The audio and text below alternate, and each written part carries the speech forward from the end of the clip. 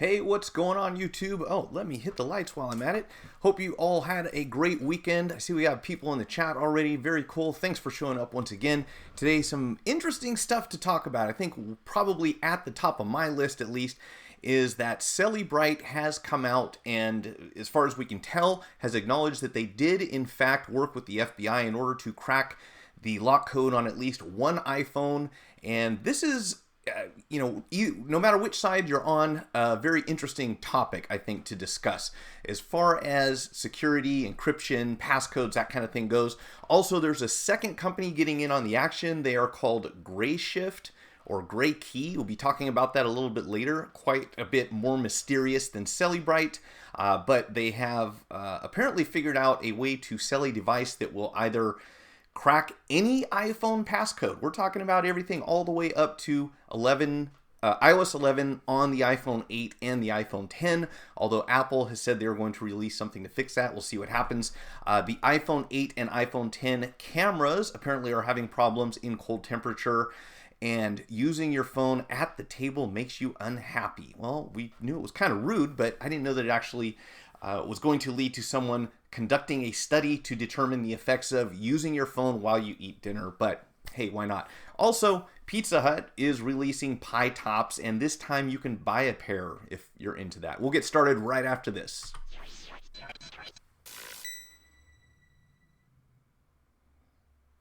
Hello, Joshua Fitzpatrick.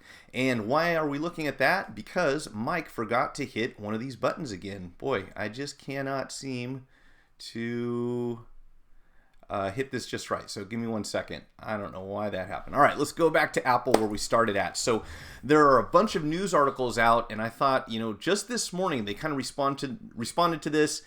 And once again, for anyone who's not already aware, a while back they had, I think it was 2015, we heard about an iPhone 5C being seized by the FBI in connection with the San Bernardino terrorist attack. At least, that's how we're going to refer to it. So the thing about it was this phone had a passcode on it, and we know that pretty much any company that makes secured anything, when it comes to passcodes, whether it's a phone, whether it's a PC, whether it's a Mac, anything that can have a passcode or a lock for that matter on it, there's a constant battle of people trying to figure out a way to bypass that lock and to figure out the encryption code or whatever it is for one way or another to bypass security and get inside of the contents. Now, the reason that this has been so we've seen so much talk about it in the news is that obviously we have two different sides of this topic, and one is the security of the user. So when you buy an iPhone or you buy an Android or whatever it is that you're using, you kind of assume that the company that you're purchasing from has your security in mind, and they're going to do everything they can to protect you from other people gaining access to important data, things that could be used to, the worst case scenario, probably create a fake identity and run up a bunch of charges in your name, maybe open a bunch of credit card accounts, who knows what, and you've got private information on there, you've got all your contacts. Some people store images of themselves or other people that they want to keep private, they don't want other people looking at. And then, of course, we have a lot of criminals who are using technology in order to keep their activities out of the eyes of the authorities, and that can obviously lead to a lot of problems and to some security issues for the country as a whole, if not every individual. So, looking at both sides of that, it's really tough to pick one because yes, we like our privacy, and yes, we want to be safe, and there seems to be somewhere in the middle that we have to come to a resolution as to what we're willing to accept. Now, that being said, here's the thing. Throughout the years, this has gone back and forth where people figure out how to bypass a passcode. I mean, I've had customers come to me and say, I lost my passcode. I don't have any way to get this important information. The stuff that I just discussed. It's so important to the people that own it that they're willing to pay ridiculous amounts of money to recover that data. And yes, there are people who show up with phones that don't belong to them, and they want you to unlock them because they're trying to get someone else's information. So there are legitimate and illegitimate uses, obviously, for this type of software. The reason I want to talk about it is because let me back up a second, because I actually took some notes, and I do want to have the chat here. I want to hear what you all have to say. I'm very curious to get your opinions on, which way this is probably going to go. We don't really know for sure right now, but there are a few things that we do know about it, and I made some notes here that I want to read to you. So when we talk about this, there is a website called, what are you guys called? These guys are called Newburghgazette, and that's where I got a lot of the information for this particular topic from. And what they're saying is that the Israeli mobile forensics company Cellebrite, which most of us are familiar with, is claiming it can crack any iPhone, including those running iOS 11. Cellebrite can allegedly unlock the iPhone 8 and the iPhone 10, the two newest models. So according to Forbes, this is another publication, law enforcement agencies may be able to unlock many or most iPhones in use at this time. Any iPhone that's out there right now, more than likely the people who have this technology, no matter where they got it from, if they figured it out, if they bought it from somewhere, if they are a law enforcement organization, one way or another, if they have access to this, it gives them the ability to bypass the security on an iPhone. So, there is no long-term solution to this. Apple will almost definitely release a patch. You'll have to update your phone, and then hopefully that will prevent people from being able to hack into your information. But then I'm sure that the people on the other end will continue to work this and look for an exploit. And this is what we've seen just happen over and over and over. So the chances of that going away permanently, unless some brand new type of technology emerges that no one can ever figure out, at some point in time, this is going to happen again. Now, Apple has responded that by design, the security of our products doesn't depend on the secrecy of our source code. And we had a topic about that a couple of weeks ago. We were discussing where some source code was leaked. And also, if a backdoor exists, then anyone can exploit it. And I think this is probably the most important thing about this topic as we discuss it. Again, no matter which side you're on and no matter how safe you think you might be or you aren't, the bottom line is this. If there's a backdoor, that doesn't mean that you have to be a government agency. It doesn't mean you have to be the Cellebrite company. It doesn't mean you have to be anyone. If you have the information or you can figure out a way to get into this backdoor, and once that backdoor exists, obviously it's open to anyone who figures out how to exploit it. So this is a quote from Bruce Schneier, I hope I'm saying his name right, a security technologist and Electronic Frontier Foundation board member. And he's talking about encryption in general. And it's difficult to argue that, if someone can break encryption or someone can figure out a way to bypass a passcode or to brute force the passcode or whatever it is, and it sounds like that's kind of what they're doing here, is that they start out with a brute force attack, and Apple has built in a safeguard to prevent you from doing that, because after 9 attempts, it starts to time you out, and it takes longer and longer to put those entries in. Well, from what I gather here, it sounds like Cellebrite and another company have figured out a way to turn off that system that makes the passcode timeout. So you can basically just brute force and keep putting codes in there until you hit the right one. Apple apparently told Threatpost, another publication, that the most recent iteration of iOS 11.2.6 ensures customers will have the latest protection. I don't know what that statement means. All it means is that is the latest iOS. Well, of course they have the latest protection because that's the latest iOS. It's a little bit like saying our current phone is the best phone we've ever made. Well, I would certainly hope so, at least if you're talking about your flagship. If your current flagship isn't the best phone you've ever made, well, then you're going backwards. So I'm not sure that statement means a whole lot. So I'm very curious to hear what you guys think. In the past, and this is my concern really, is that for a long time, people bought Apple products because of the security. And one of the advantages that Apple had over Windows-based systems for a long time was that there weren't too many people using Apple devices, and therefore, based solely on that, they were more secure because there wasn't a demand, there wasn't a motivation for a lot of people who create this type of software to hack into an Apple device, because most people didn't have Apple devices. Most people didn't have, the majority of the population, I'm sure, still does not have laptops or desktop computers that are made by Apple. But slowly, as Apple has continued to gain market share, especially when it comes to phones, we find that a lot of people that you meet on the street are going to be using iPhones or Apple devices, and this gives motivation for people who would use this information for the wrong purposes to figure out a way to break that, to get past that security. So I believe this is something we're going to see a lot more and more. It's going to become sort of, this is just my speculation, of course, but it will become more of a cat and mouse game where Apple figures out a way to patch this exploit, and then another group, be it Cellebrite or anyone else, comes out and says, well, we figured out a way to get past the security, and then Apple has to make another patch. And it's almost like the jailbreak game. You know, every time someone figures out a back door, Apple comes in and fixes it, and then we are in the same position again. So Nate said there's a device on AliExpress that claims to read 3 chips from the board. It used to be $5,000, now it's $20,000. So what you're saying, Nate, I assume, is that if you take like the NAND, the EEPROM, and the CPU, that you can put those 3 together most likely and figure out a way to bypass the security, I'm assuming. I know that Apple ties, 4 different components on a lot of their phones together. So if you don't have all 4 of those at the same time, you're not going to get very far. But, again, just like the lock on your door to your house or to your car or anything else, it is there to be a deterrent.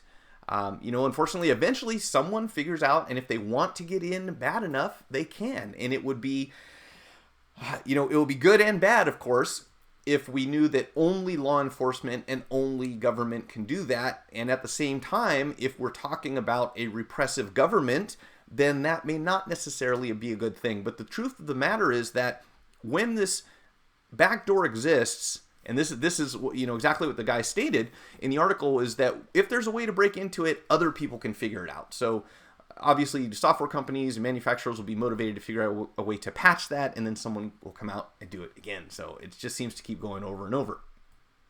Tech for your needs. What's going on? Honestly, anything can be hacked It's a matter of the hacker finding a way in today's world and age. Like you said, more people are using Apple products. Yeah. So, I think that's really the big difference now is compared to, let's say, 5 years ago. It was a lot more rare to see someone using an Apple device. Apple is killing it. They're gaining market share like every day. So good for them. And at the same time, that means that people who are trying to break into these devices are going to be focusing on Apple, as much, if not more so, I would think. So we'll have to see what happens there. But I do want to go to the app. I want to actually show you this website here because I thought this was interesting. I was reading about this, and then I came across these guys right here, and this is all you get. Okay, so this is called Gray Key, and they are saying that they also have some sort of technology that they can use, and they're selling 2 different versions of this machine. One is like $15,000. And one is $30,000, and it has something to do with whether or not you can get remote access, which is, I think, the really scary thing. So getting back to this method that Cellebrite is using, they have to have physical possession of your phone. So if you have a password on your phone and your phone is in your pocket, then what they're saying right now is there's nothing anyone can do to break into your phone. But the way that I read about this, and again, these guys are not completely clear and upfront about exactly what they're doing for obvious reasons. And some of it is a bit cryptic, not to make a pun here, but what it sounds like is that Gray Key has 2 different levels. Again, if I understand this correctly, one requires physical access to the device, and the other one, I believe, means that you can hack into the phone remotely. So all you've got to do is figure out a Bluetooth, Wi-Fi, network, or other type of connection to the device without actually having it in your possession, and then get into it. So this is their website. If you go there right now, this is what you get, graykey.grayshift.com. It says if you have a login, you can sign in. Otherwise, you can request access.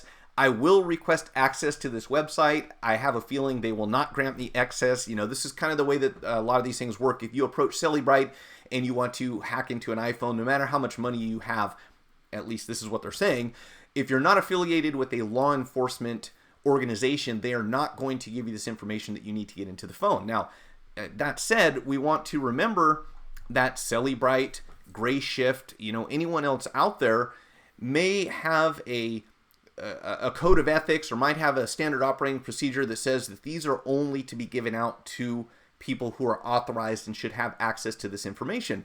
But we have to remember that the people that work at these companies are human beings, and obviously there would be a huge motivation considering the amount of money that people are willing to pay to gain access to something like bypassing Apple security. I mean, Apple themselves will pay you a reward. If you showed up, and this is the other part, the other side of this is that if Apple gets a hold of this technology that these companies are using in order to hack into their devices, then obviously they're going to figure out how it's being done, how to prevent it in the future, and so on. So again, it's this real cat and mouse game, I think, is what we're going to see from these 2. I do want to go over to the article from Newburghgazette real quick, because they had some interesting stuff on here. So Cracking Firm advertises it can unlock any iPhone, and I read a lot of this stuff already on here, but if you want to check out the article, I encourage you to read it. And again, down here at the bottom, let's see, can we highlight that? Yeah, yes, we can. This is what they're saying, and this is what I think should concern everyone, and that is if a backdoor exists, then anyone can exploit it. And we saw about this recently, you know, with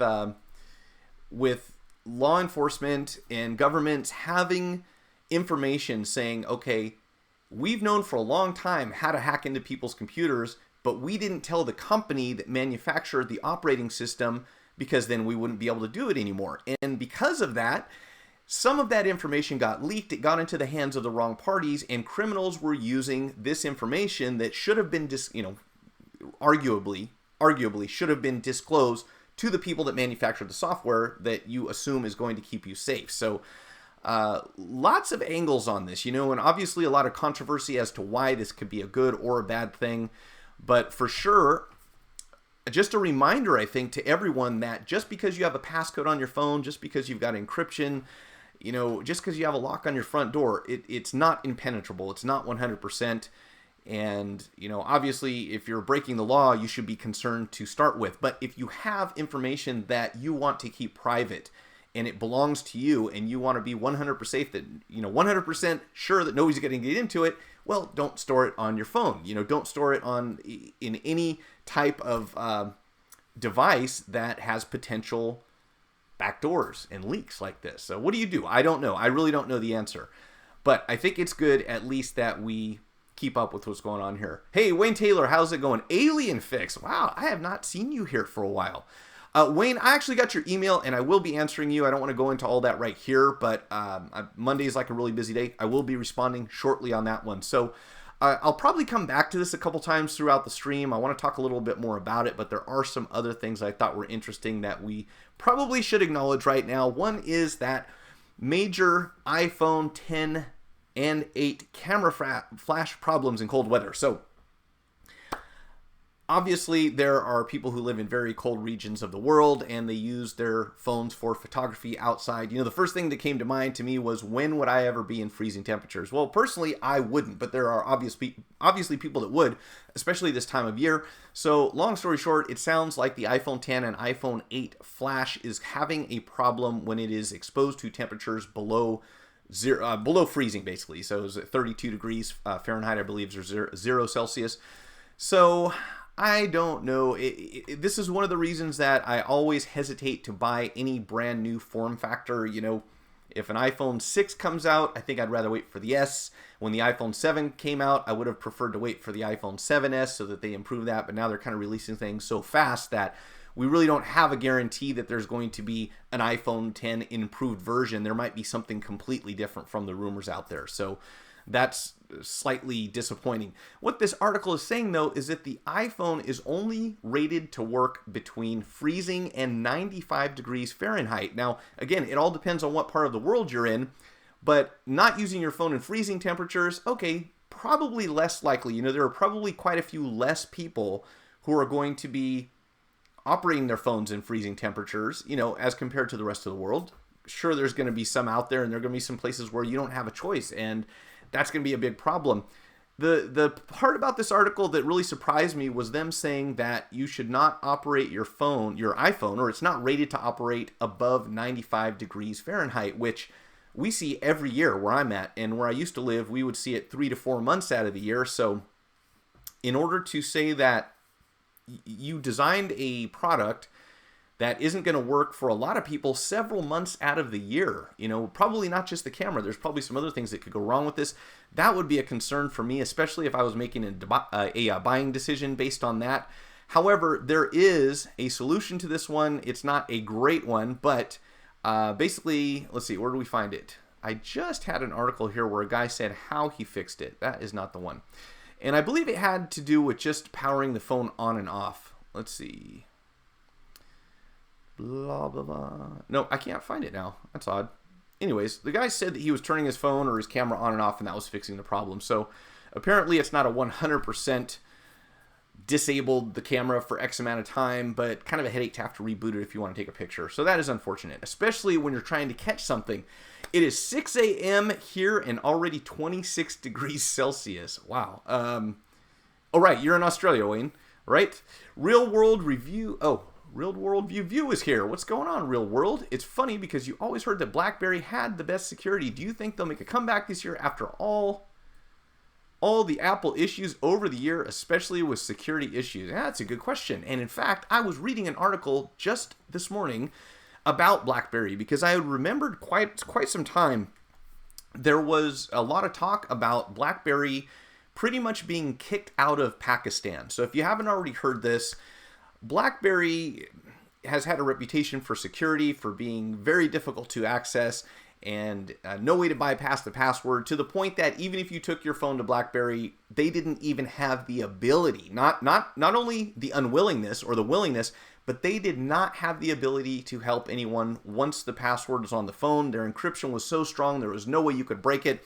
And for that reason, the Pakistani government did not want BlackBerry to do business inside of their country because they felt that they needed to have access to information from any user whenever they wanted it. So BlackBerry was talking about pulling out of Pakistan in 2015.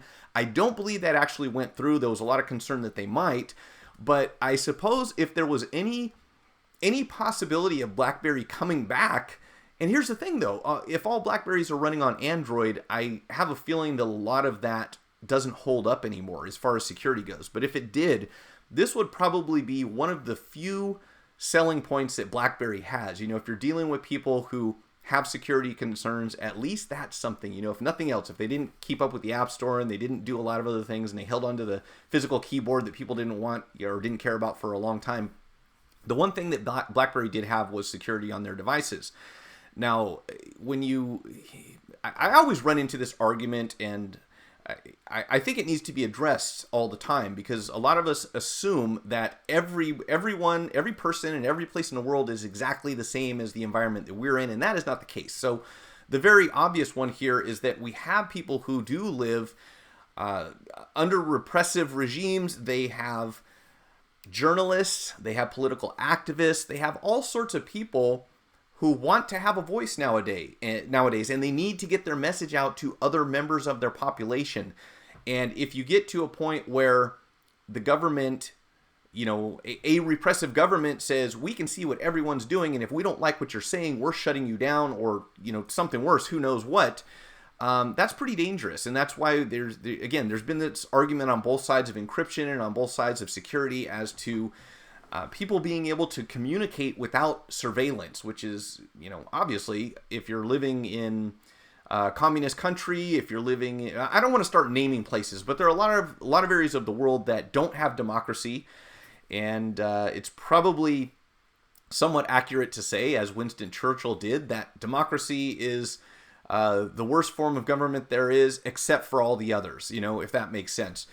Meaning that there are some much worse systems of government out there that do a lot more damage to their population than anyone else. So with that in mind, you know, to try to censor people and to try to block communication based on that, it's a scary world to live in. When you look up on how to root any Android, BlackBerry's people respond with really how they still have BlackBerry security that has been ported to Android. I don't know too much about that. Well, that's interesting, but they're still secure. That's interesting, good to know.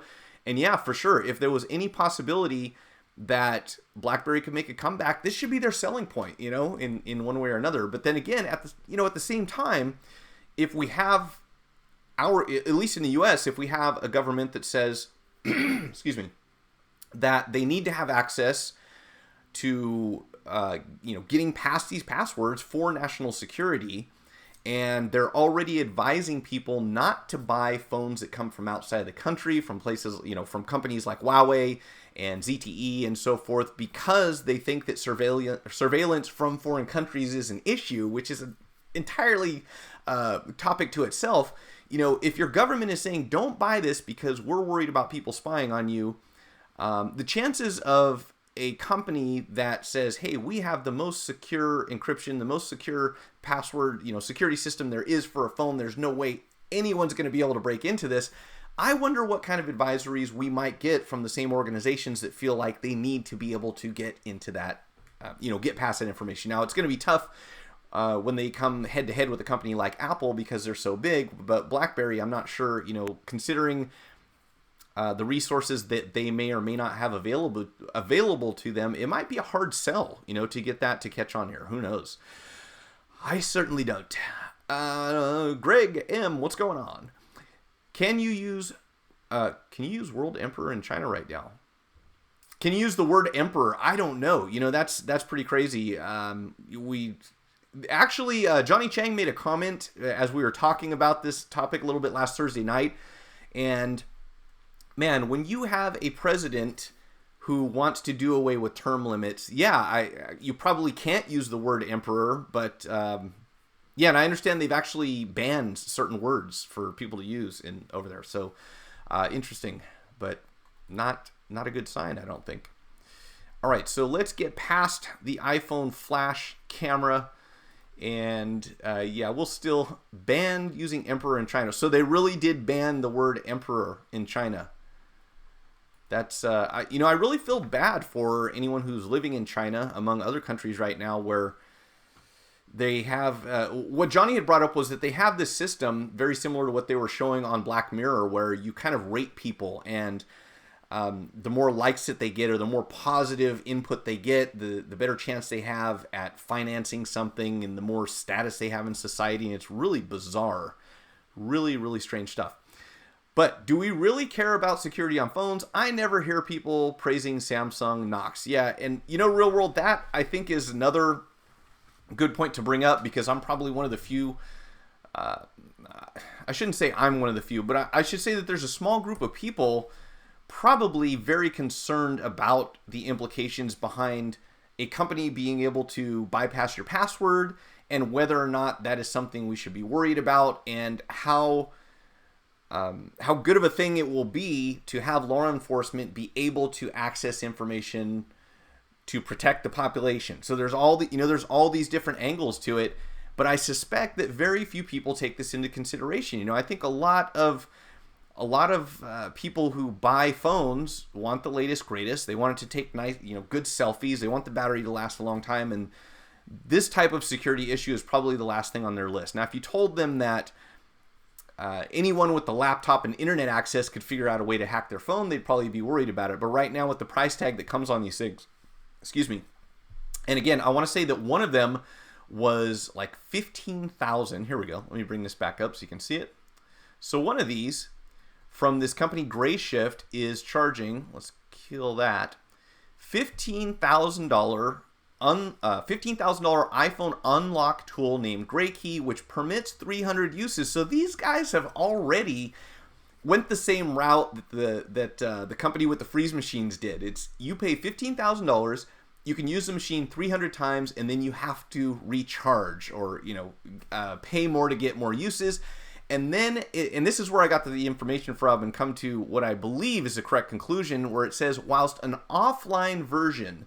So I assume offline means that you either, maybe what they're saying is that you can use it without being connected to their server, so they can't count the uses. I'm not sure. But 30 grand is the price tag they're putting on a device that will give you unlimited uses. Of course, all of this is going to be restricted to the point in time when that particular user or that, Apple releases an iOS that's patched, and the person that has the device upgrades if they're eligible. And that's the other catch, of course, right? Because not everything's going to be supported. So there might be a few that you can't upgrade. But $30,000 is a lot of money. And let's see. It's ad showed Grayshift claiming to be able to unlock iPhones running iOS 10 and 11 with iOS 9 support coming soon. It also claims to work on the latest Apple hardware with the iPhone 8 and 10 just released last year, which is really a surprising part because, usually when you hear about this stuff, we're talking about much older phones, older operating systems, and they're saying that as of today, iOS 11, they can get past it. So, and they're not the only company claiming to do so. So, interesting, right? I don't know what's going to happen with that, and I don't know what just happened to my chat. Where'd you go? I may have to read from the screen here. To be honest, Mike, when it comes to eavesdropping on anything of mine, my major concern would be USA after what NSA did. Let me back up here. I think I missed a comment. Due to it being used to describe their premiere. Okay, that was about the Emperor comment. Yeah, so when it comes to eavesdropping, my concern would be the USA after what the NSA did. So you're obviously referring to government agencies in the US. And I want to say high up on that list probably is England and a couple other European countries, because we've heard things in the news. And if the reach of the NSA is worldwide, then yeah, which it is, probably justifiable in that concern, I think. So, would they be entertained by eavesdropping on my communications? Probably not. But, the thing is, who else can do it? So, outside of those government agencies, when the technology exists, it's only a matter of time. There's not much in the way of secrets these days. If someone figures something out, it's not long before it gets leaked and other people find out about it. So that would be my main concern. If the wrong people have the ability to do that, we can talk about anything from extortion to theft to who knows what else. And that, I think, is a real concern for a lot of people. We've got proprietary information that companies want to keep secret, and if their competitors can hack in and get it, that gives them an advantage. We have the ability to manipulate the stock market if you know what every company is doing from the inside out. So there's a lot of ways that this can go bad if people have access to information that they're not supposed to. And that is my concern. Well, Snowden did say even listen to German Chancellor. Let's see, they'll just hear me talking about animals, cars, and tech, LOL. Listen anyway. Yeah, and I have a feeling that most of that surveillance eventually will be automated by some sort of artificial intelligence. We'll see.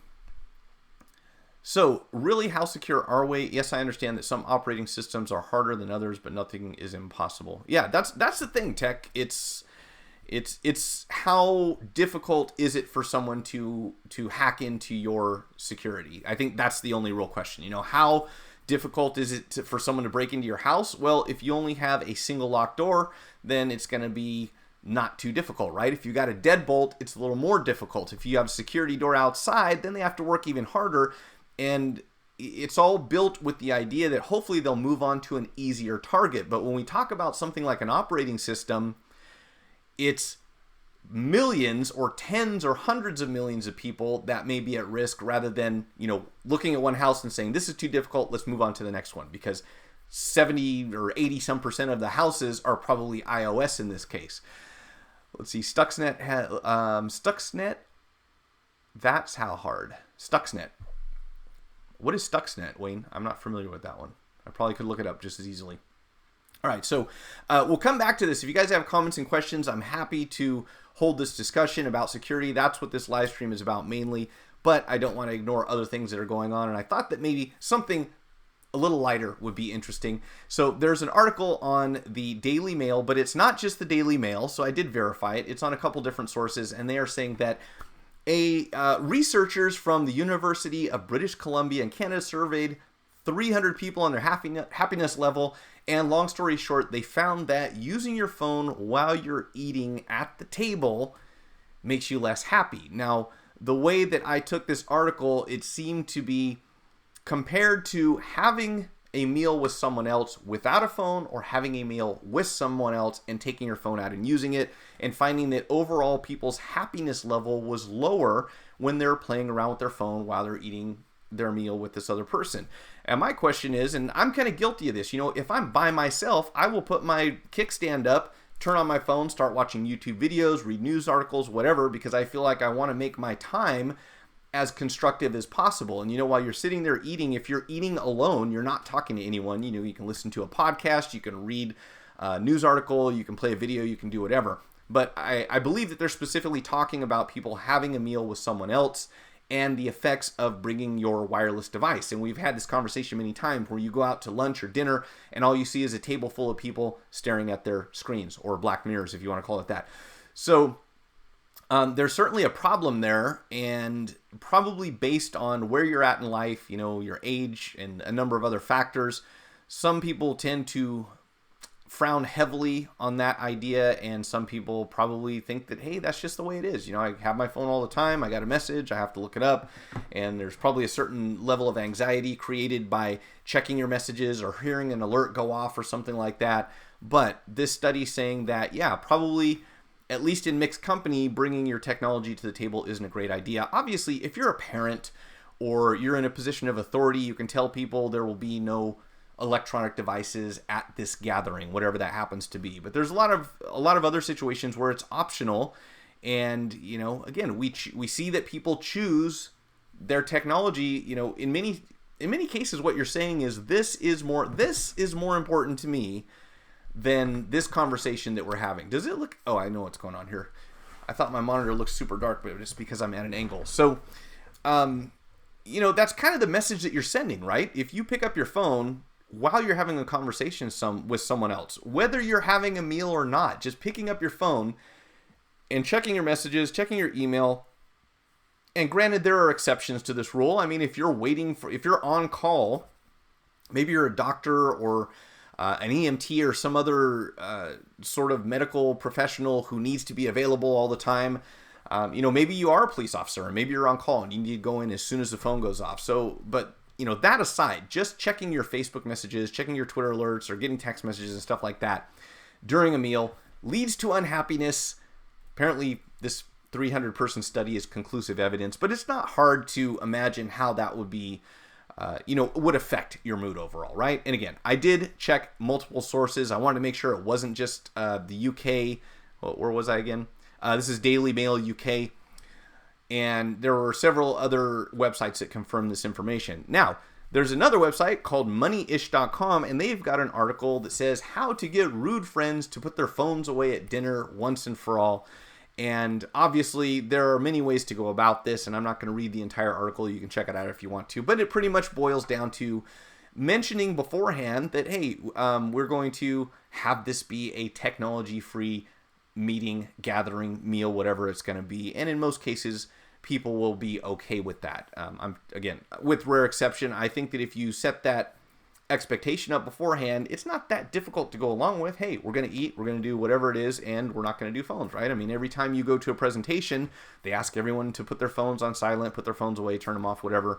Movie theaters still kind of drive me nuts, but not everyone is quite as considerate.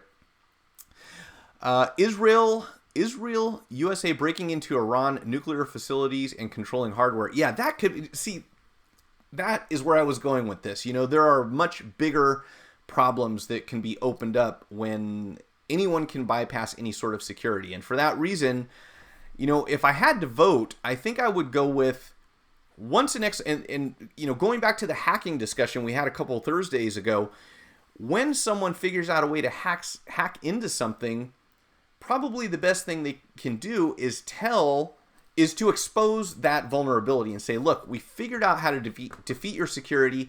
This isn't working. And even if they don't disclose the method that they use to make it happen, the general knowledge being available, when someone comes out and officially says, yeah, you know what, we can break into iOS 11, and people are aware of that, whether it's another government or an individual or whoever it is, when they know that can happen, then they will act accordingly. And, this is the other side of this double-edged sword, is that when we say we'd like to see the technology to hack into people's computers and phones and everything else used for the general good of the public, to prevent things like terrorist attacks from happening and, prevent people from committing crimes and stealing cryptocurrencies and all the other crazy stuff you can do with that. We'd like to see just that happen, and not to invade the normal everyday citizen's privacy, right? But obviously, there's a margin for error there. However, when that information becomes available, when it's announced, when it makes a news headline and they say, hey, you know what? You can hack into an iPhone 10 with the latest operating system that there is available, everyone knows about it, including criminals who are using that device in the course of committing whatever crimes it is that they are using. So I would suspect that they immediately move on to something else and abandon whatever that is until the problem's fixed. So how much are we really gaining by keeping this information secret and not telling Apple or not telling Google or not telling whoever it is that makes the operating system, hey, there's a problem with your machine, there's a problem with your security, it needs to be fixed, otherwise, there's no point in having a password because it doesn't work. So that's the other question that I have. Let's see, 15 years ago, I'd walk into my lunchroom, 20 guys playing cards, darts, talking. Now I walk in, 20 people sitting around, all looking at smartphones. It is very sad. And the ironic thing is that in many cases, they are communicating with someone, just not the person that's in the room with them. So if it's kind of like if you can't have a conversation here with us, why are you bothering? I mean, that's pretty much saying that I'm giving priority to this communication with someone else outside of this group over you guys because it's way more interesting or more important or pressing or whatever. So yeah, it's kind of weird. There's certainly some generational differences, Personally, I didn't grow up with people being able to use their cell phones at the dinner table. So to me, it's kind of rude, And I would suspect that a younger audience might say, it's just what we're doing, and we don't see any problem with it. Everyone at the table can use their phone whenever they want. We're still here, we're eating. So it will be interesting to see how that pans out in the future. Or take them to Dave Chappelle's show. That'll get them off their phones. Yeah, or a couple other concerts, right? Where they're actually telling people to turn over their phones. And that topic itself, let's get this Apple off the board here so you don't have to stare at that forever. Let's see. So Dave Chappelle concert. Let's see if this will work. There we go. Dave Chappelle, there's a number of other musicians who are talking about, hey, if you're coming to our concert, you have to put your phone in this special bag. We don't want you interrupting it. And I think that could probably be an episode on its own. But I think that, yes, if you're a performing artist and your decision is that if you want to attend my show and you're buying my tickets, and I'm disclosing to you up front, we don't allow cameras. And if you choose to attend or not to based on that information, then that's cool. At first I was a little off put by it. I was like, hey, I'm paying to go to the show. If I want to use my phone or my camera, that should be up to me. And then at the same time, I do see how that takes away from the performance. It distracts other people. And basically the artist kind of feels like, hey, you're paying to see me. Why are you looking at your phone? So I think the happy medium is that they say up front, here's the policy, and you decide whether or not you want to buy the ticket. Simple enough, right? I mean, no one is forcing you to go, obviously. And if you want to see him bad enough, you put your phone away, I guess. Let's see. Sorry, it's a little hard for me to read. I lost my chat box, so let me bring this back real quick because I am having a hard time reading what you guys are saying here. So let's pop this out one more time. I don't know where it went. That was bizarre. Okay, here we go. So that's how some hackers don't share their secrets. That's how hackers get their money, bro. Yeah, I understand that, Alien. However, we're not talking about hackers. We're talking about a company who has a business model based on offering solutions. So it's not like there's one guy out there saying, hey, I'm doing this on the side to try to make money. It is a corporation that is offering this service to a certain number of organizations, which I'm cool with. If they say, hey, we're only going to sell this to people that we feel meet the requirements or should have access to the information, I'm totally cool with that. I understand that. However, I think we have to acknowledge that, again, like the guy in the article said, if that vulnerability exists, it will be exploited by other people. And you're not giving the consumer the ability to protect themselves. So, whichever side of that you feel is right, I'm not here to debate that.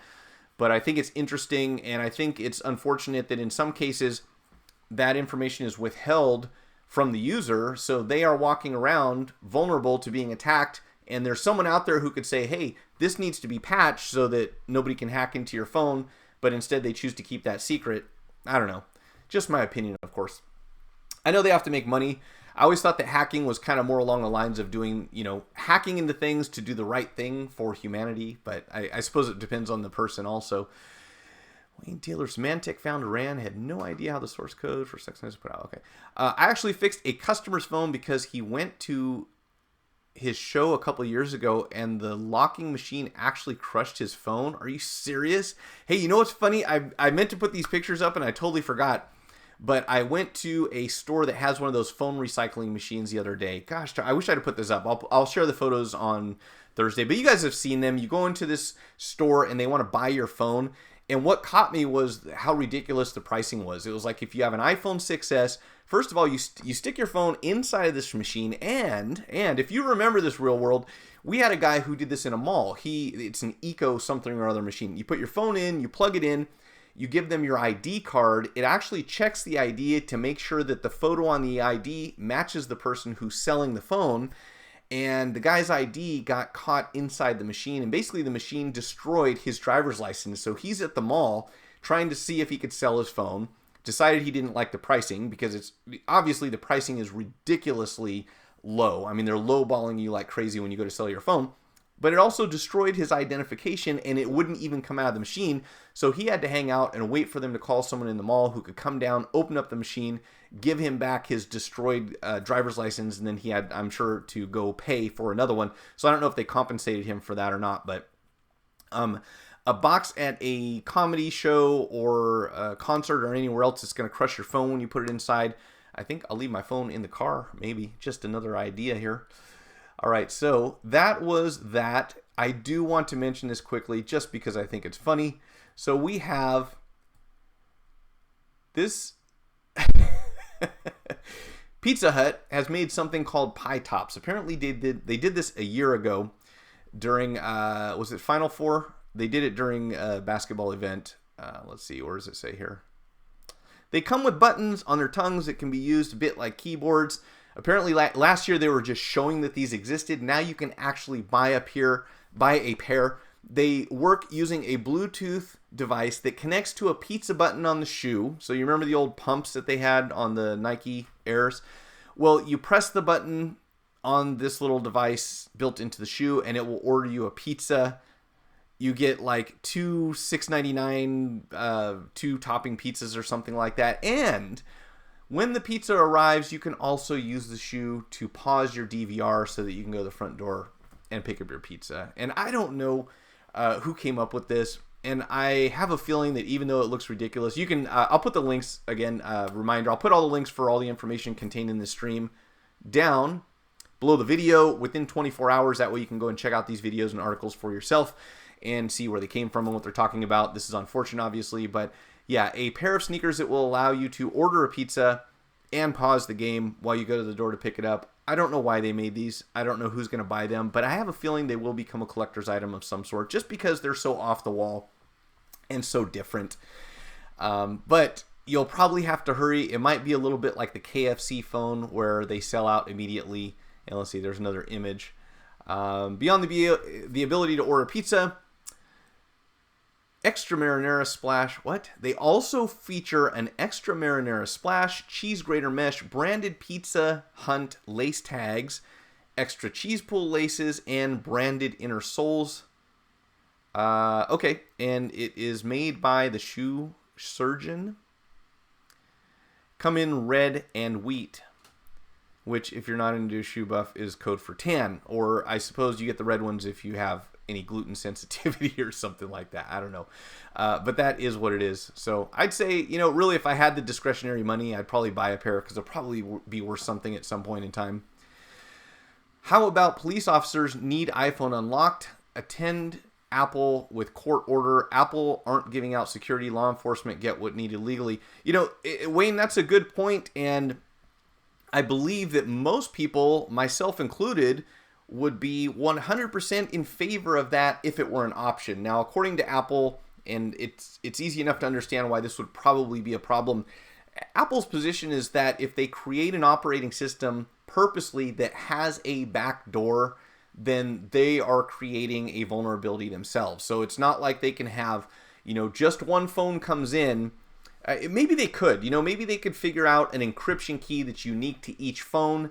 And then when they come with a court order or a warrant or whatever it is, they say, okay, we need the backdoor for specifically this phone. I think this might be the, if it's practical, this might be the solution to this whole problem. And that is, we know every phone has a unique IMEI, has a unique serial number, has a unique number of different things programmed into it from the factory. So why not have specific numbers? I don't even know if this is possible. I'm not enough of a software expert to tell you, But if you could make something a little different in every single phone so that when you had a phone with a court order, warrant, or whatever, and you went to Apple and said, hey, we don't need you to unlock this in front of our faces, but we need to hand this over to you. You go in the back, do whatever you do, extract the information and turn it over to us without showing the procedure. And by doing that, you were only making that specific unit vulnerable. Again, I don't know that this would be practical, but if it was possible, this seems like it would be the answer. You just say, hey, we need this phone unlocked, not all of them, not the entire operating system, just this specific phone. If that was doable, I think that would be the solution, right? You say, this is from a suspected criminal. We're bringing it to you, open it up, and if they had the ability to do that, that would be great. I suspect there may be some complications there because the way that Apple talked about it was that that's not really an option. You know, once you create a backdoor, it exposes the entire operating system. So, you know, maybe you could say, okay, this is a couple generations back. Can we unlock it now? I really don't know. Just throwing that out there. Yeah, pizza boots, we've gone too far. We've gone the wrong direction, maybe. No companies would leave a backdoor voluntarily. The route is to get a warrant to the data and get into it. Hey, Carl, how's it going? Yeah, I agree. I think if possible, that's the way to go about it. You know, you get a warrant and you don't say, let's break into everybody's phone. Let's break into the phone where we have a reasonable amount of suspicion that we need to figure out what's inside this device. Just an idea. The techniques to get into it: JTAG, ISP, chip-offs. Here's another thing. Oh, let me back up a second here. All Apple needs to do is not say anything to the public, and they won't get in trouble. Police and government officials would just sign an NDA, and boom, crimes are solved. Yeah, maybe, I suspect. Now, here's another thing that I want to mention, and that is one of the guys who was making these comments about how once there's an operating system with an exploit, that it becomes available to a large number of people. He was actually someone who formerly worked for Apple. So keep in mind, this is another factor in the mix, right? The people who have access to this information or this technology, there's no guarantee that they are going to continue to be employed at or by Apple. So if you have someone who says, hey, it would be much more profitable for me to sell this technology or this information under the table or somewhere else, you know, NDA notwithstanding, there are going to be a certain number of people who say, you know what, hey, I'm going to get paid. If Apple's willing to pay $200,000 for someone to say, hey, this is how you exploit the kernel on your operating system, there's probably enough people out there who would take that money and say, yeah, let's do it. So for that reason, I think that would be a questionable way to go about it. I mean, it's possible, but this info would leak really fast. Company stocks would drop. Yeah, that's the other thing. That's another thing. And I'm wondering if we won't see some short-term impact on Apple's stock value. Now, Apple has been quite resilient when it comes to anything that affects their company's value. You know, they might have some short-term downs, but generally they just keep going up and up. So if someone says, hey, there's a way to hack into the iPhone operating system, there could be some short-term effect, and then almost definitely Apple will step up, you know, within a few days or a week later and say, hey, we released a patch, that's fixed, you don't have to worry about it. Obviously very concerned about their reputation and their perceived value. So I suspect that, Carl, I agree 100%. That's the thing. If that information is there, information has a way of leaking. That's the thing that we see over and over. So if it exists, you know, despite the best intentions, at some point in time, it becomes available to people who aren't willing to do morally or ethically the right thing with that information, and they will sell it to the highest bidder generally. And I'm sure that there are plenty of governments throughout the world who would do the same thing. So, you know, it's tough to keep secrets nowadays, and it seems like we're heading more and more towards a point in time where there will be no secrets. You know, if you get to the point where the government and the military can't keep secrets, then who can? That's my question. You know, who has the ability to keep that stuff out of the public eye indefinitely, or out of criminals' possession, or other opposing governments or something like that? You know, it's really tough. And it doesn't seem likely, really. APFS security is very strong, very good OS, so beautiful to study. Interesting. I don't know anything about that. I will certainly look it up afterwards. APFS. Okay, I think I had one more story here I wanted to show you all and get your input on. There is a new Samsung Galaxy J8, apparently. It looks a lot like the J7. mid-range phone. Not too many details on it as of right now, but what we do know, or what we think we know, is that it will be powered by an Exynos 7870 processor clocked at 1.6 gigahertz with 3 gigabytes of RAM and running Android 8.0. And I think that's about all they had on this one. So we'll probably be seeing the Galaxy J8 very soon. And let's see. Let's go back to Apple. Then you buy the stock because Apple will go back up if it did go down. I agree. I think that not day trading, but buying and selling Apple short term with all these little things that come out every time there's a problem with the phone and then they recover miraculously later on. If you had the capital to do it, you could probably play that game and just buy and sell Apple because they seem to overcome just about everything. There are lots of people that would rather buy Apple, Samsung, or no phone at all. Yeah, that's the thing that kills me, especially what, I'm a little disappointed that we're being told not to, they're trying to kill deals with Huawei and probably a number of other companies within the US and prevent them from coming to market. And Huawei is still not Huawei, I'm sorry. Who was I? I was just reading. Xiaomi is saying that they hope to be in the US by the end of 2018.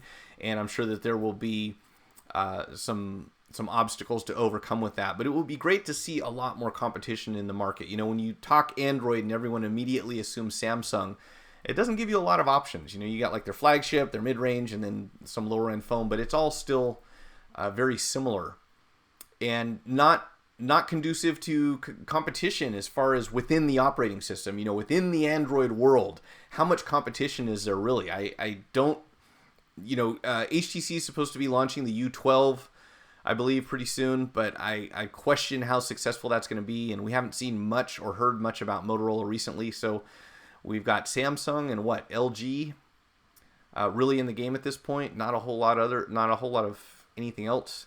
APFS is the new file system in new iOS and Mac OS.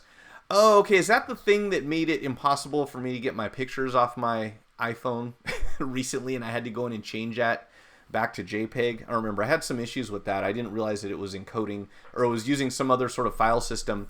And when I went to plug it into my little backup drive, so I just plug this into my phone when I want to get pictures off, because for some reason no lightning cable works with my MacBook anymore. They just don't work at all. Like, you plug in the phone and it disconnects and goes back on and on, no matter which phone you use, no matter which cable you use. So I assume the problem's within my machine, but I just offload my pictures here before I put them onto the computer, and they are no longer supported.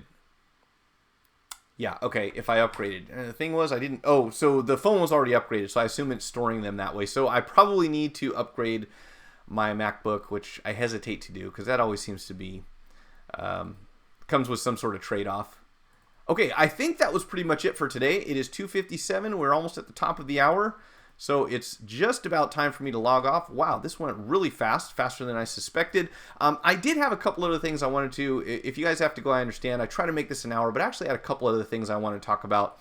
And I wanted to address some comments that came in on my channel, because I don't like to type out really long explanations, and sometimes I get these very short messages, and they're just sitting there, and I don't want to ignore them. I don't want to prevent them from posting, but I think they need something. And this is one of them I thought was interesting. So, boy, I can't see the image because my screen's so small. So let's resize this.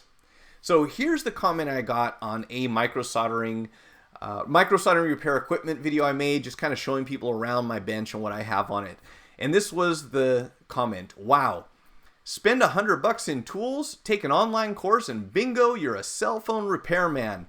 Well, I'm not sure where you could spend $100 in tools.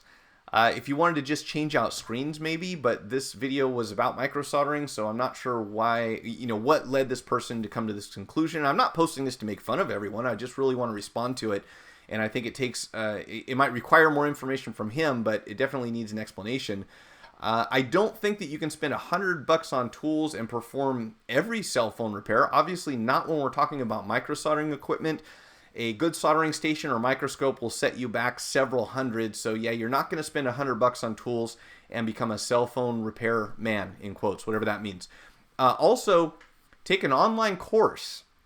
As far as taking an online course, I'm only aware of one. I'm not going to say where it is. You can probably find it if you look for it, but I'm very skeptical about online courses for phone repair training because there are so many nuances that go into something as simple as disassembling the iPod Touch that I showed at the beginning of this video. It's not like you watch something on YouTube and boom, you're an expert. So generally, there's a lot more feedback from the instructor that goes into saying, here's how you go about taking this apart without causing damage to the device. Also, when we're talking about micro soldering, it's quite a bit more complex, I think, than most online courses would be able to offer for someone who wasn't already experienced. Now, there are people that catch it quick. I mean, I want to say Nate is probably one of the people who has got all his micro soldering information from watching videos and has succeeded with it, but that is not going to be the case for everyone. So when you say take an online course and bingo, you're a cell phone repairman, it's not really that easy, Dave. It's going to take a little more, and I would recommend that unless you're a natural, you probably want to get at least some sort of instruction or maybe some job experience, you know, working for a phone repair shop where they can coach you and kind of teach you how to go about this. And then he says, demonstrating a sense of humor here, well, I guess you got to do something while waiting to be accepted to golf ball salesman school. I assume that's supposed to be a joke. I hope that there isn't a golf ball salesman school, but what do I know? Maybe there is. And good idea magnetizing your tools when working around processors, though. Okay, now fair enough. When you're working around a processor or maybe some RAM or something like that in a computer, you know, being magnetized and especially being static free are a big concern. You can cause some damage to either of those components quite easily. In most phones, we have electromagnetic shielding or ESD shielding built into the phone. EMI, so electromagnetic interference built into the phone that covers up these sensitive components. So most of the time, you're not going to have to worry about magnetism being a problem. When you're micro soldering, you're not generally going to be using a magnetized screwdriver or soldering iron or anything else anywhere near the area that you're soldering on. So I can put your mind to rest on that one. When you're working under a microscope, you're not going to have a magnetized tool sitting right next to the processor. I suspect that you might not have watched the entire video, and if you did, I would encourage you to watch a few other videos about micro soldering and see that magnetizing your screwdriver works when you're taking the phone apart. Once you pull the board out, you're not going to be working with the screwdriver. There aren't any screws in the logic board itself. There are screws that hold the board into the phone, but by the time you remove the logic board from the phone and go to remove the electromagnetic shields that cover these sensitive components, you won't be using a magnetized screwdriver. So that's not going to be a problem. When it comes to micro soldering, quality tools make a big difference. I would agree. LOL, he's a tool. Well, maybe so. He might have been trolling me. Who knows? I think he might have been trying to be funny, but I suspect more so that he doesn't have really an understanding of what it takes. And this could, who knows who this person is. And I will say there are people that know way more about electronics than I do. There are electronics engineers who would probably laugh at my extent of knowledge when it comes to that kind of stuff. The good news is you don't really need to go to a degree program in school and become an engineer in order to repair a phone, even on some of the more advanced repairs that we do. So that's kind of the good news. You could probably learn a lot faster than you could learn how to sell golf balls, but I don't know. Maybe there's a big market for golf balls out there. I'm finding it hard to believe that this is a positive comment. Yeah, I think it was sort of a veiled insult of some sort or some sort of negative input, but whatever, you know, I like to have fun with this stuff. And just in case he has some serious concerns or interest or questions or curiosity about phone repair, I will be happy to share that with him and anyone else who wants to listen, even if we just benefit by the fact that he made this post. So there it is. If that's all it took to repair phones, none of us would be in business. People would fix them. Fix it themselves. Yeah, and you know, obviously I get this from time to time, and on the other end of the spectrum, I'll get people that say, wow, go to a phone repair school, just watch a YouTube video and you can fix everything yourselves. And for a lot of people, that's not the case. So I always kind of come back with, yeah, why go to medical school? Why not just watch a few heart surgery videos and then you'll become a heart surgeon? Well, I know those are two completely different things, but let's put some thought into our comments here. People really just watch a video and now you're an expert? I mean, except for Nate. I'm just kidding, Nate. Actually, it's encouraging, and I'll say that myself, after you reach a certain level and you understand the basics, you can watch tutorial videos and perform a lot of these more complex repairs, beyond just changing out screens and batteries and that kind of stuff. So that is kind of cool. That's what I love about YouTube. Now, the other one, if we can switch the screen here, I had one other comment I wanted to respond to, and I don't think I hotkeyed it, so hang with me for just a second. I have got to put a hotkey on my comments. I almost got an error-free, setup here today, and there's one thing I forgot to do, and that was to give myself the option of changing this comment to a different slide. See, if I can fix phones, anyone can. I can't even operate this software. Where'd you go? I'm just kidding, guys. Where is my comment slide? Boy, it's a good thing I don't get paid by the hour. You guys wouldn't be happy, would you? Okay, let's see. Slides with chat. Comments, here we go. Okay, so let's go. Next is going to be an arrow, and I think we're good. All right, so let's try this again. There we go. Okay, so this was, sorry for the delay there, friends. Is phone repair a good choice? This is one of the videos on my channel that I still get comments to. It's like over a year old now, and I get a lot of positive comments. I get some negative ones. I get everything in between. And this one right here, I've heard this conversation many times. It's the first time I think anyone's put this specific comment on that video, but I think that it really needs to be addressed. And it's simply, it's not profitable anymore. And we're talking about phone repair as a career choice, and the response is it's not profitable. So I'm not sure what position this person finds themselves in, whether they've been in phone repair before, whether they're thinking about going into it, whether they're thinking about getting out of it because they're not making money. But certainly there is money to be made in phone repair, and certainly there are people who are doing it and there are others who are not, and for different reasons. So, it's really hard to put a response into one paragraph to this specific person, but I stick to what I've said for a long time. And, for the last 10 years, we've been seeing this response. You can't make money in phone repair anymore. There's too many people doing it. And we will hear it next year. We heard it last year. We'll probably hear it 5 years from now. I strongly suspect that smartphones as we know them will be gone, will completely change into a different product that we use that has whether it's goggles or something you wear or something built into your brain or on your arm or whatever. I suspect that they will change into a completely different animal way before the profitability of phone repair is going to go away. I think people are going to make money fixing phones as long as there are phones available to made to be fixed. Now, is it as profitable as it was 10 years ago? No, not overall. There's certainly more competition. It's certainly more difficult to repair some models of phones. There are definitely other options for customers. They can get insurance, protection plans. They can, sign up for an Apple thing where they upgrade their phone every year or whatever.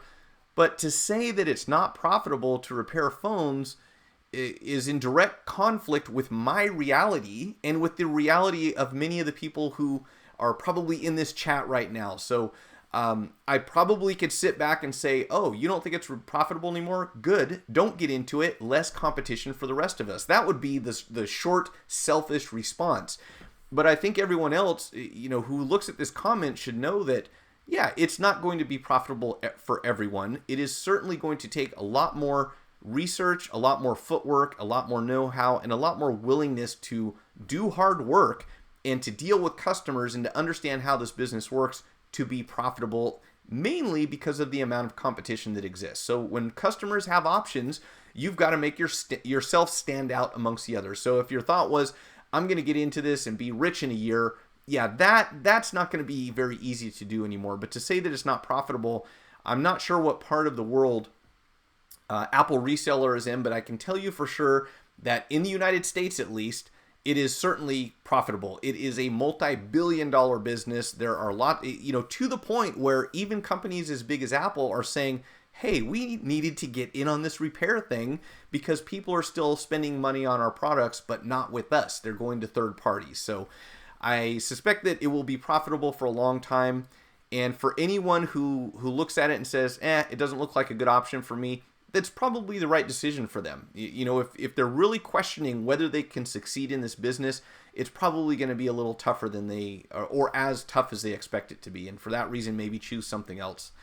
But at the same time, it saddens me a little to see anyone just say, I'm writing this off, it doesn't work anymore. And it looks like looks like maybe he has an I break you fix logo on there. I'm not sure. All I see is break fix, or I break I fix, or something like that. Maybe that was a company that he worked for. I'm not sure. Plus, can I use my pizza boots to fix phones? I can use my pizza boots to fix phones. Hey, what if you could use your pizza boots to call a cell phone repair shop? I love seeing phones come in that were fixed by their friend and they're missing half the screws. Good for you. If you're fixing phones to make money, that's cool. Just take some pride in it. For sure. I fixed an iPhone 5 battery the other day, a phone that was released in 2012. Trust me, it's still profitable. You just need the right location, among other things, right? I'm looking to branch into pizza boot repair. See, there are opportunities all the time, and that's probably one thing that anyone who is successful in phone repair business has realized, is that you don't want to just fix phones. You should be fixing tablets, and you should be fixing drones, and you should be fixing pizza boots if there's a way to do that and you can get replacement parts. But that, at this point in time, I would say that is the type of business mind that you should have, and not, hey, I'm going to specialize in iPhone screens and that's all I'm going to fix. Because if you do, you're going to quickly realize that lots of people are doing that, and it is easy enough to do that you're going to have a ridiculous amount of competition and people willing to work for a very small amount of money. And that's probably where the it's not profitable opinion comes from, or at least one way. I would say that there's very good information on YouTube and online with good practice. Yes, you can learn a lot. Practice is always important, more than the theory. And I agree, there's great information, and there are people who watch YouTube videos and that's enough, and they do their research and they practice on phones, not their customers' phones, and they get good at it, and that gets them going. And I'm all for that. If that's what works for you, then why not? The thing that gets me is that there are some people, I've trained enough people to know that there are people out there who can succeed in phone repair, but they need more than YouTube videos. So obviously we're all different. We all have different levels of aptitude. We all have different levels of skill, and some of us just develop bad habits if there's not someone there to steer them away from it. So when I hear someone say, if you can't figure out how to fix phones by watching YouTube videos, then you shouldn't be in phone repair, I take issue with that. I've put enough people into successful businesses that would not have been able to do so without taking a formal training program. And again, I don't recommend it for everyone. There are some people who don't need it. There are some people who shouldn't be fixing phones. But in the middle, I think the greater number of people out there are somewhere between those two extremes, and they need someone to point them in the right direction and give them some helpful information, at least to facilitate faster learning and to save them a lot of money in the process. So it really depends on the person, and doing some qualifying beforehand. Other phone repair places are excellent. They're far as are my core business. That's another thing that really reinforces your self-image. When people come from other stores and say, hey, I took this to XYZ repair, they screwed it up, and then you're able to fix that, and imagine how you look to the customer at that point. Even if it's just something simple like they left a few screws out, or they didn't put, remember the one where they would back on the iPhone 4 or the 4S, they would leave the little metal clip out of the EMI shield. And we started getting all these phones that had no Wi-Fi capability. Like, you had to literally sit right next to the router in order to get a signal, because they were leaving out that tiny little metal piece that was connected to the EMI shield. And someone who doesn't take their work seriously and go to that level of detail is going to miss that thing every time. And when we show the customer, here's why you don't have Wi-Fi, because they didn't put this part back inside your phone. We tend to see those customers coming back every single time, because obviously, like us, they want to deal with someone who has that expertise and has that experience and that knowledge. So yeah, I don't want to make people feel bad, but I love to say, hey, we fixed a problem that someone else created. And in that respect, customers tend to be very loyal, or tend to be extremely loyal when that happens. Joshua Fitzpatrick learned from videos. But if I get to a point where I have the money and time, I'd like to take a class just to maybe pick up some tips that I might have not picked up. Yeah, and depending on where you're at, Joshua, I mean, I would assess, if it were me, I would assess my current level of skill and then look at what you stand to gain from going to some sort of training. Are they going to do a whole bunch of stuff that you already know, or are they more focused on the advanced areas where you think that, hey, I could be a lot better in this? Or maybe, you're looking at something like water damage recovery, micro soldering, refurbishing screens, that kind of stuff, and hopefully add to your current abilities. We got to the point where only the ones that have skills to micro solder will succeed. Not all of us can do it. And Alien, I will say that is certainly going to be a huge part, I think, in the future, especially looking at things like the iPad Pro, where if you want to fix a screen, you have to be able to do some soldering. And I suspect we might start seeing a lot more of that in the future. And if it's any indication, it looks like a lot of my subscribers and a lot of viewers on my channel want to see more micro soldering videos, so I think that's what I'll probably start doing more of. But I agree, and at the same time, that would really solve this competition problem. If it gets to the point where if you can't micro solder, you can't repair phones, then a lot of people who are currently repairing phones won't be doing that for much longer. So, something to think about, right? There's a 99% chance that you'll watch a micro soldering video and still not know how to do the repair properly. This stuff is tough. I've been soldering for 2 years and I still have a lot to learn. And I would agree, micro soldering certainly takes a lot of practice for anyone, no matter how steady your hands are, getting familiar with the equipment that you're using, and certainly going by just a video. I would suspect you have a lot of practice ahead of you if that's the only instruction that you're getting. And again, there are exceptions. There are people that pick it up quickly and are just kind of naturals at it. So for them, it comes a lot easier. Fix enough phones, you'd be surprised what else you can fix. Like I said before, we fix everything from washing machine electronics to mobile ATMs right now. You guys want to hear? Okay, I don't know if you saw this. I posted a picture on Instagram recently, and I'm actually fixing a Milwaukee outdoor worksite radio that has more screws in it than any device I've ever worked on. Seriously, it's got like 40 or 50. I can't even count. I have to go count it. It probably has at least 50 plus screws. I'm going to be repairing an umbrella later on, probably today, an umbrella that has a flashlight built into it where one of the wires broke off. It'll be a simple 5-minute repair, just resoldering a wire, but it's kind of a custom special umbrella, and it doesn't light up the flashlight anymore, and all I have to do is a simple soldering job on the wire. So I'm with you. And I'd love to hear the most unusual thing that anyone has repaired. Mobile ATMs, that's a new one. I have never heard about repairing a mobile ATM. I've heard of people working on key fobs for like Mercedes and BMWs because they're very expensive to replace. Someone talked about some medical equipment that they were working on that was like a $20,000 machine. I want to say it might have had something to do with MRIs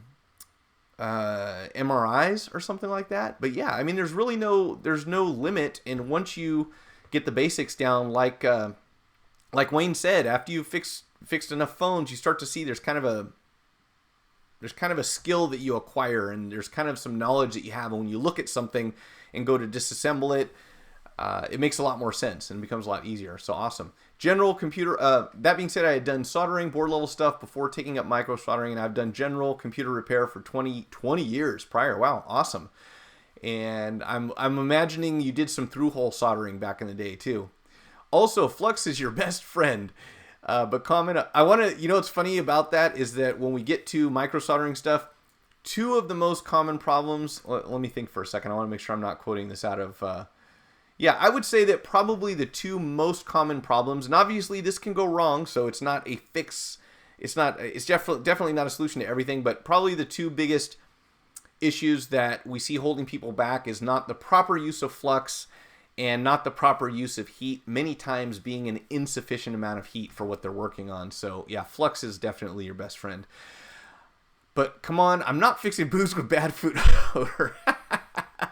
All my tools are Milwaukee. Hey, let me say, on this Milwaukee radio, that thing is built solid. I am impressed, and it was not designed to make it difficult to repair either. So I'm a big fan at this point. That was me, Mike. We repair medical equipment for locals. Okay, so that was you, Wayne. I think you sent me a picture or something, right? Or you had talked about it in the chat. fixing some sort of medical device, that's awesome. And that's what I would encourage anyone who's getting into repairs to do, is to look at everything you can fix. Definitely not just phones. I mean, there's so much stuff out there. And with all the other smart devices that are coming onto the market, man, you'll have your hands full, especially if you can get, gain some skill with micro soldering. Let's see. That was okay. It was not always difficult. It was not always difficult, especially when blown caps cost $5,000 from manufacturer repair center. It's not always difficult when blown caps cost $5,000. When you say $5,000, what do you mean? Because $5,000 would be a lot of money. I'm not sure. They fix blown caps for $5,000. I need to get that job too. That's what I'm trying to figure out. And $500 from us. Oh, I see what you're saying. So the manufacturer was charging $5,000, and you charge them $500. $2 in parts, 20 minutes in time. Yeah, and something to be said for your knowledge and skill that you've acquired over the last 20 years or whatever amount of time that you've been in the business, which is what they're paying for, right? They're not paying for the 20 minutes so much as for your knowledge and equipment and so forth. All right, everyone. I'm going to get out of here shortly. I will leave the chat open for a couple more minutes because I think we're on like a 40-second delay or something like that. I'll be back this Thursday, 6 p.m. Pacific Standard Time. I am also considering whether or not I should move the Thursday night live stream. And I know that what makes sense is to be consistent. Once you start doing something, you keep it at the same time and the same time slot and day and everything.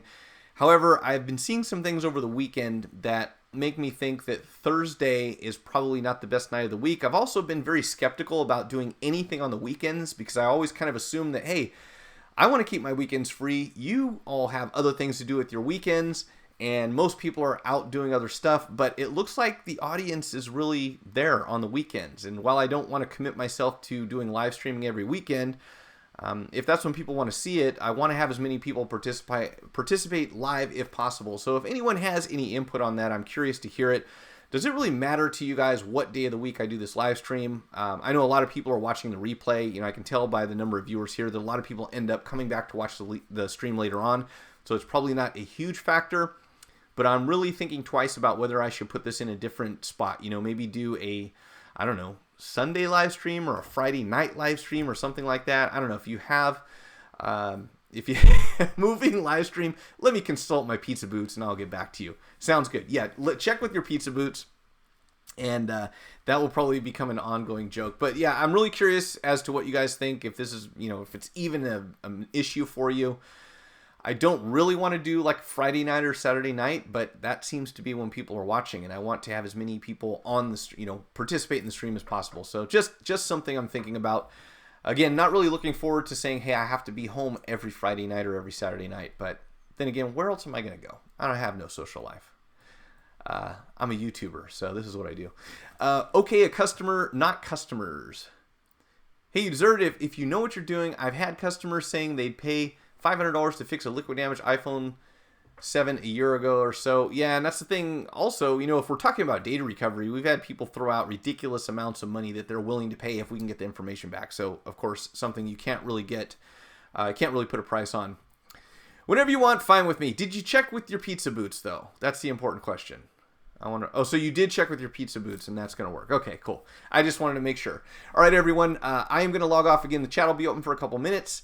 I will be back on Thursday this week for sure, 6 p.m. Pacific Standard. I don't know about next week. I may move that. We'll see. And I will be back next Monday at Pacific. Let's try that again.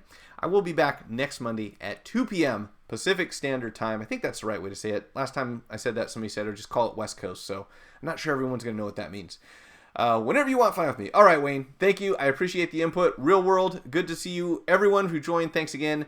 And I will add those timestamps and possibly edit out that little intro thing at the beginning of the video for later so no one has to sit through that. So until next time, have a great week, and I will talk to you next time.